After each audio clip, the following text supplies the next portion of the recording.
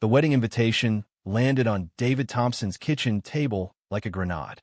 His son Ethan was marrying the girl of his dreams in California, but the note scribbled on the back made it clear. Dad, please don't bring anyone. You know how Sarah's family feels about your situation. David stared at the words for a long moment, his coffee going cold in the mug he had bought at a thrift store years ago. At 52, he still lived in the same modest two-bedroom house in a quiet Seattle suburb, where he had raised Ethan alone after coming out. The neighbors knew him as the friendly high school counselor who coached the soccer team and volunteered at the local food bank, never suspecting anything more. He folded the invitation carefully and slipped it into his worn leather satchel. The drive south would take 2 days, but he had already packed his one good suit and the small gift he had saved for months to buy. Ethan's future in-laws came from old money in Napa Valley, the kind of people who summered in Europe and never missed a charity gala. They had met David once at the engagement party and made their opinions clear with polite smiles that never reached their eyes. Such a shame about the father. He had overheard Sarah's mother whisper, living on a teacher's salary at his age, and with that lifestyle. David had smiled through it then, just as he would now. This weekend was about Ethan, not him. The highway stretched ahead under a clear Pacific Northwest sky as David drove, radio playing soft jazz to calm the knot in his stomach. He thought about the years he had spent proving he could be a good dad without the big salary or the picture-perfect family everyone expected. After his ex-wife left when he finally admitted who he was, the courts had granted him full custody because he fought harder than anyone. He took night classes, worked 2 jobs, and still made it to every school play and parent-teacher conference. Ethan never wanted for love, even if dinner was sometimes mac and cheese from box. "You're my hero, Dad," Ethan had said on his 18th birthday, and David had believed that was enough. By the time he reached the Vineyard Resort outside Napa, the sun was dipping low, painting the hills gold. Valet attendants in crisp uniforms took his 10-year-old Honda with barely disguised pity. Inside the grand lobby, chandeliers sparkled above marble floors, and guests in designer outfits milled around with glasses of champagne. David spotted Ethan immediately, tall and confident in a tailored blazer, laughing with Sarah's cousins. The moment their eyes met, Ethan rushed over and pulled him into a tight hug. "Dad, you made it. I was worried the drive would wear you out." Before David could answer, Sarah's father, Richard Caldwell, approached with a firm handshake that felt more like an inspection. "David, good to see you again. We have you at table 9, near the back. Hope that's all right." The words were courteous, but the glance at David's scuffed shoes said everything else. Across the room, Sarah's mother raised an eyebrow and leaned toward her sister, whispering something that made them both glance his way. David kept his smile steady. He had faced worse judgments in his life. Later that evening at the rehearsal dinner, the toasts began. Richard stood tall, praising his daughter and her bright future with a solid family behind her. Eyes flicked toward David, and he felt the familiar weight of being the odd one out, the poor gay dad who somehow managed to raise a good kid despite everything. He raised his glass when it was his turn, voice steady. "To Ethan and Sarah, may your home be filled with the kind of love that doesn't need approval from anyone else." The applause was polite, but the whispers followed him all the way back to his modest guest room that night. He sat on the edge of the bed, staring at the ceiling, wondering how much longer he could keep carrying the secret that had shaped every choice he ever made. The next morning brought more of the same.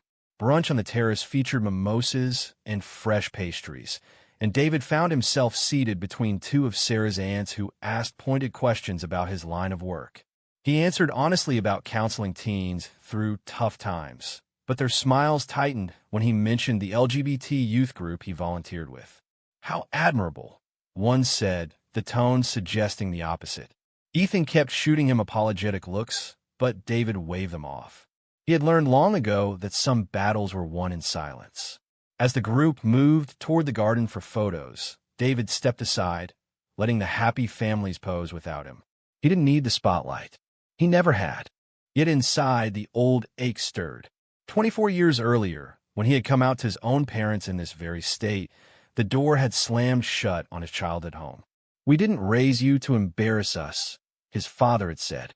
David had walked away with nothing but a duffel bag and the determination to build something real for the son he refused to lose. He had done it, day by day, paycheck by paycheck. Now, watching Ethan laugh with his future wife under the California sun, David knew every sacrifice had been worth it. Still, the whispers stung more than he wanted to admit. He pulled out his phone and texted his partner Mark back in Seattle. "Made it safe. Miss you already." Mark's reply came quickly. "Proud of you. Can't wait to hear how it goes. Love you." Those 3 words grounded him like nothing else could. The afternoon slipped into last-minute preparations, and David helped wherever he could, carrying chairs and adjusting floral arrangements without being asked. Sarah's family watched, but didn't offer thanks.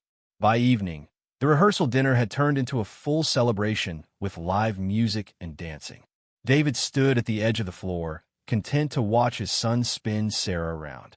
A few guests nodded at him politely, but most kept their distance, as if his presence might somehow tarnish the perfect picture. He didn't mind. He had built a life on the margins, and it had taught him strength. As the night wound down, he slipped away to his room, the weight of unspoken truths heavier than ever. Tomorrow was the wedding, and with it came the promise of new beginnings, even if no one here understood the real story behind the man they had already decided to pity. David woke before dawn the next day, the California light filtering through thin curtains in his small guest room. He made coffee in the tiny pot provided and stepped onto the balcony overlooking the vineyards. Memories flooded in uninvited, as they always did at moments like this. He remembered the night he had told his wife, Emily, the truth. Ethan was only 4 then, asleep in his crib with his stuffed dinosaur clutched in his small fist. "I can't keep pretending," David had said, voice breaking. Emily had cried, packed a bag, and left by morning, taking their son with her. The custody battle that followed had nearly broken him, but David fought with every ounce of his being. He sold their nice suburban house, moved into the cheap rental in Seattle, and took a job as a teacher's aide while finishing his counseling degree. Those early years were a blur of exhaustion and quiet victories. Ethan would wake with nightmares, and David would hold him until the sun rose, whispering stories about brave knights who lived true to themselves. At school drop-off, other parents whispered about the single dad who never brought a woman around. David ignored them and focused on making sure Ethan had clean clothes, hot meals, and someone who showed up for every game and recital. Money was always tight. He skipped his own new clothes, drove the same old car, and learned to cook cheap, nutritious meals. But Ethan never complained. "You're the best dad in the world," he would say, and those words carried David through the loneliest nights. By the time Ethan turned 10, David had found a stable position at the high school, helping students navigate their own identity questions. He never pushed his story on anyone, but the kids sensed he understood. One boy, struggling with coming out, became like a second son. David helped him find resources and stood beside him when his parents struggled to accept him. Those moments reminded David why he had chosen this path. He had also begun dating again, carefully, always putting Ethan first. Then Mark entered his life at a community center fundraiser. Mark was a nurse with kind eyes and a steady laugh that made the hard days lighter. They kept things slow and respectful around Ethan, who eventually welcomed Mark with open arms. "He makes you smile, Dad. That's all I care about." Still, David never told anyone about the investment he had made years earlier. When he was 30, shortly after the divorce, a college friend had convinced him to put his small savings into a new solar technology startup. David had believed in the mission and poured everything he could spare into it. Over the years, the company grew quietly. Dividends came in, but David reinvested most of them anonymously into LGBT youth programs and set up a trust for Ethan. He lived as if the money never existed, driving the old Honda, shopping at discount stores, and teaching his son that character mattered more than cash. "Wealth can disappear," he would say, "but who you are inside stays forever." Ethan had grown into a responsible young man because of those lessons. Now, standing on the balcony, David wondered if he had been right to keep the secret so long. The $100 million valuation of his shares had come as a shock even to him when the company went public last year. He had instructed his lawyer to keep everything quiet until after Ethan's wedding. Today was not about money. It was about watching his son start his own family. David showered, dressed in his best shirt, and headed down to meet the wedding party. Sarah's family was already gathered for photos, their laughter ringing across the lawn. When he approached, the conversation dipped for a second. Richard gave him a once-over. "Nice to see you dressed up, David. We saved you a spot in the family shot, if you want." The offer felt like charity, but David accepted with a gracious nod. During the group photos, he stood at the edge, smiling for the camera while Sarah's relatives positioned themselves front and center. Ethan pulled him closer. "Dad, you're the reason I'm here today. Don't let anyone make you feel small." David's throat tightened, but he managed a wink. "I'm good, kid. Focus on your bride." The morning passed in a whirl of final touches and nervous excitement. David helped adjust boutonnieres and carried extra programs without being asked. Each small act reminded him of the father he had become through sheer will. By midday, guests began arriving in luxury cars, and the whispers started again. "That's the groom's father? He looks like he could use a new suit." David heard it all and let it roll off him like rain on a windshield. In the quiet moments before the ceremony, he found a bench under an old oak tree and called Mark. "How's my favorite counselor holding up?" Mark asked, voice warm across the miles. David smiled for the first time that day. "Hanging in there. The family is themselves. But Ethan's happy, and that's what matters." They talked for 10 minutes about nothing and everything, the way long-term partners do. Mark had been his rock for 8 years now, never asking for more than David could give. When they hung up, David felt steadier. He walked back toward the venue, ready for whatever the afternoon would bring. The sun was high and bright, and for a moment he allowed himself to feel proud of the life he had built, secret and all. The string quartet began playing as guests took their seats under the white canopy overlooking the vineyard. David sat in the second row on Ethan's side, next to a few of Ethan's college friends who greeted him warmly. The air smelled of roses and fresh earth, and a gentle breeze rustled the leaves overhead. He watched Sarah walk down the aisle on her father's arm, radiant in her lace gown. Ethan stood at the front, eyes shining with love. David felt his chest swell with a mixture of joy and quiet melancholy. This was the moment he had worked his whole life toward. Yet part of him still carried the weight of every closed door and sideways glance he had endured. As the officiant spoke about commitment and family, David's mind drifted to the first time he had introduced Mark to Ethan. It was a rainy Saturday in Seattle, and they had made homemade pizza together. Ethan had asked direct questions about their relationship, and David had answered honestly, heart-pounding. "I love your dad because he's the kindest man I know," Mark had said simply. Ethan had nodded, then asked for more pepperoni. That acceptance had healed something deep inside David. Not everyone got that kind of understanding from their child.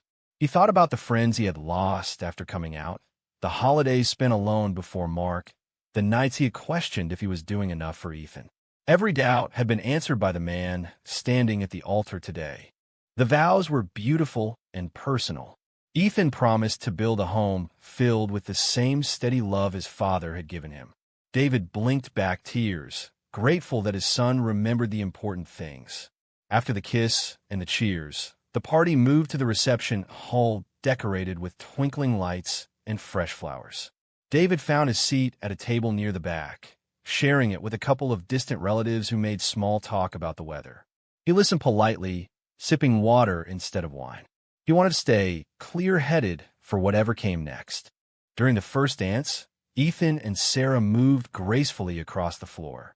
David clapped along with everyone else, but he noticed Sarah's mother glancing his way more than once. Later, when the toast began, Richard stood and raised his glass. "To my daughter and her wonderful new family. We are so grateful for the solid foundation they bring."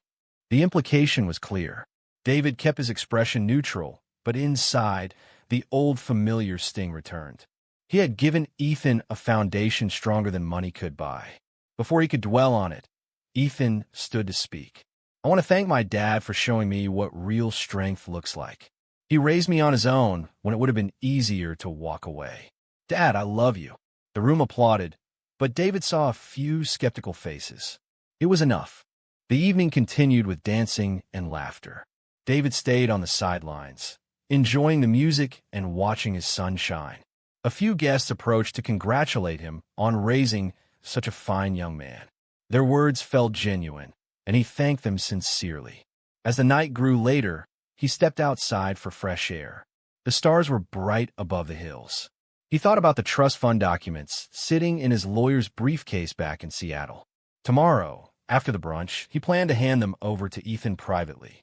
The money would help the young couple start their life without the struggles David had faced. But he would explain that he had kept it hidden so Ethan would learn the value of hard work and integrity first. Mark texted again. How's the party? Send a picture if you can.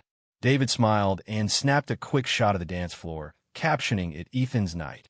He felt lucky to have someone who understood his choices without judgment. Back inside, the DJ announced the father-son dance. Ethan pulled him onto the floor, and for 3 minutes, the world narrowed to just the two of them. You did good, Dad, Ethan whispered. David held him a little tighter. We did good, son. The moment ended too soon, but it carried him through the rest of the evening. As guests began to leave, David helped stack chairs and said good night to those who bothered to speak to him. He walked back to his room under the moonlight, heart full and secrets still safely tucked away. The wedding brunch the next morning was set on a sunny patio with views of rolling hills. David arrived early to help arrange the buffet tables, earning a surprise thank you from one of the catering staff. Sarah's family chatted in clusters, their voices carrying snippets of conversation about upcoming vacations and stock portfolios. When David joined the line for coffee, Richard clapped him on the shoulder a bit too hard. Big day yesterday, huh? Ethan turned out all right despite the circumstances. David met his eyes steadily. He turned out all right because of the circumstances. The reply hung in the air, and Richard moved on without another word. David found a quiet table and watched the guests mingle. Ethan and Sarah made the rounds, glowing with newlywed happiness.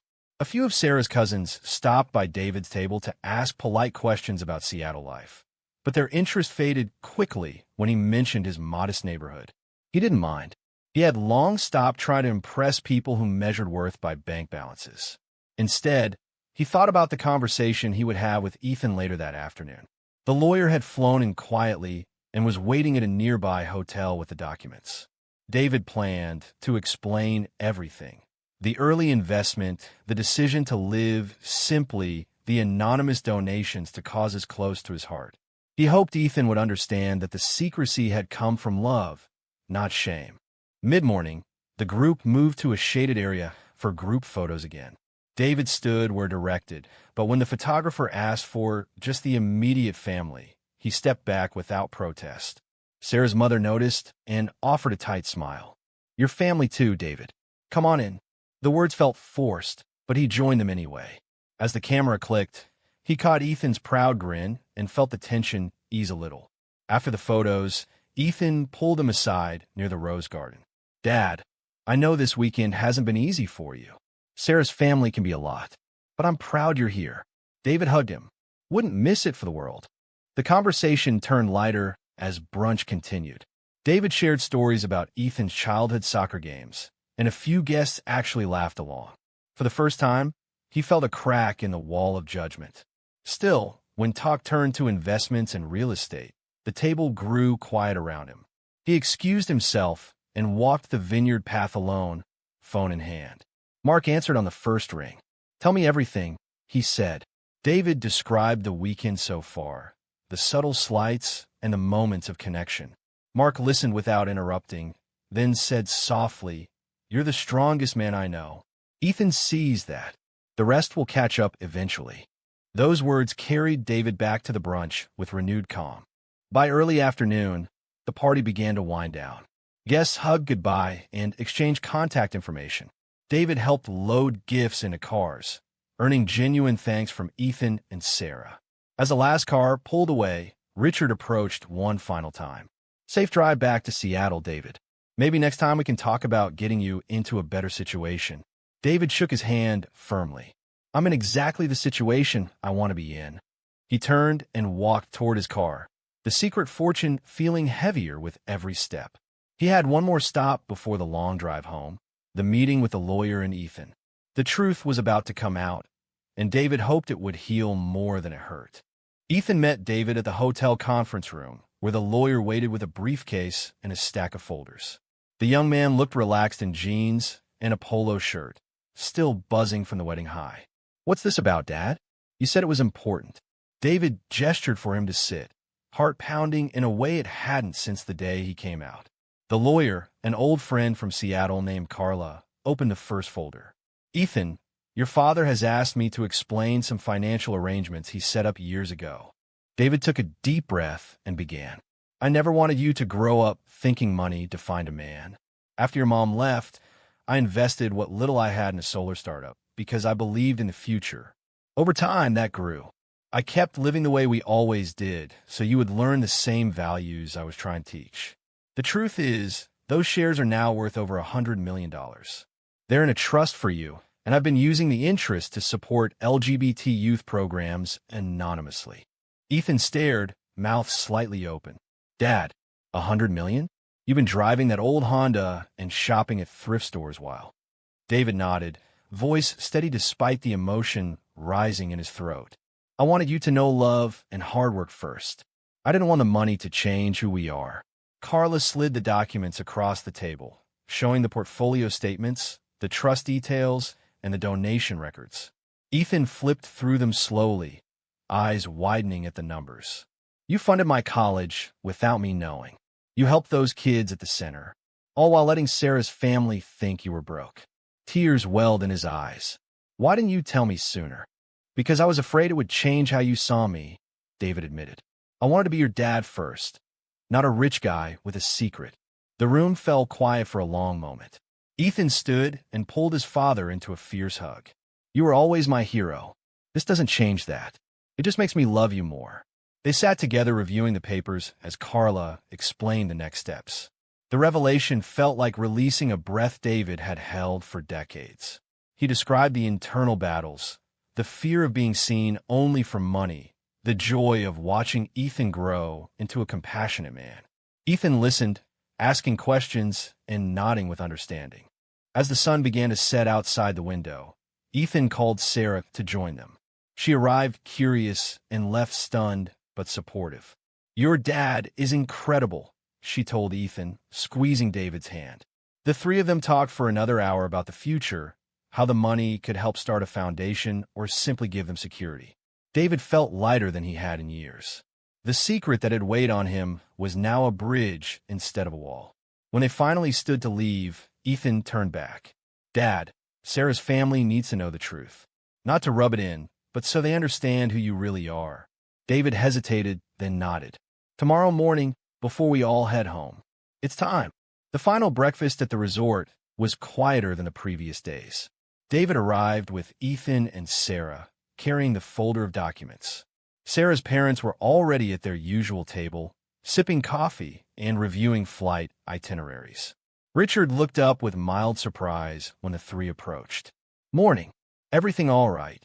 Ethan spoke first, voice calm but firm. "We have something important to share. Dad has been keeping a secret for a long time, and we think you should know the truth." David placed the folder on the table and explained everything in clear, measured words. The investment, the decision to live modestly, the anonymous giving, the $100 million reality.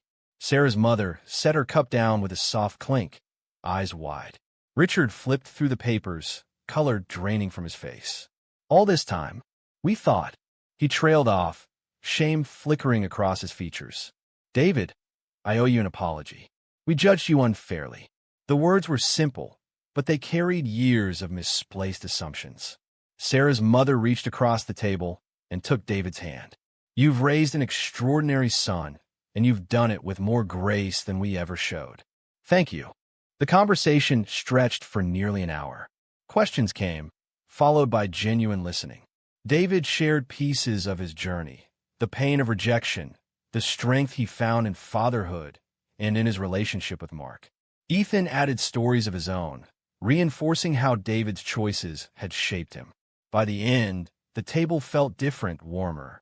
Richard stood and shook David's hand again, this time with respect. "You're welcome in our home anytime, as family." The words settled something deep inside David.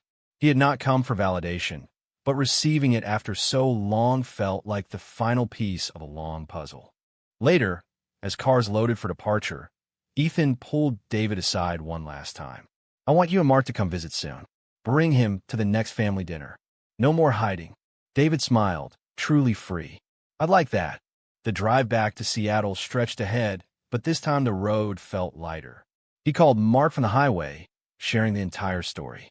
Mark's laughter and pride carried through the speaker. "I always knew you were a millionaire in the ways that count." Back home, 2 days later, David walked into his familiar kitchen and looked around with new eyes. The modest house had never felt more like a palace. He opened his laptop and began drafting plans for the foundation he and Ethan would build together, one that would support young people like the ones he had counseled for years. The secret was gone, replaced by possibility. As he sat on the porch watching the Seattle rain, David realized the journey had never been about the money. It had been about the man he became through every hard choice and quiet sacrifice. True or false? Hiding your wealth from your family is an act of true love if it helps teach your child the value of humility and acceptance.